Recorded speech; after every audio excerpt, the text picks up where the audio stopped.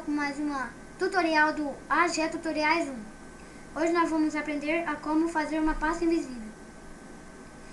Vamos lá, crie uma nova pasta.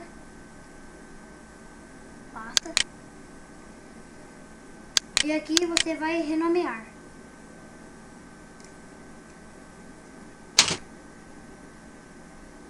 Se você renomear, fazer isso daí, ó, e apertar no desktop, não vai desaparecer o nome. Você tem que fazer isso aqui, ó. Alt 255. Olha lá, sumiu. E aperta Enter. Peraí que eu já tenho uma pasta aqui. Eu vou excluir. Pronto. Vamos fazer a mesma coisa.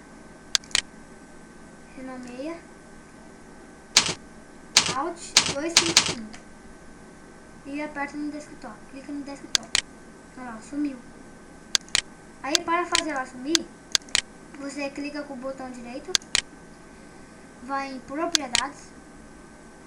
Personalizar. Alterar ícone. Você vem até chegar aqui, ó, em branco. Ok. Aplicar. Ok.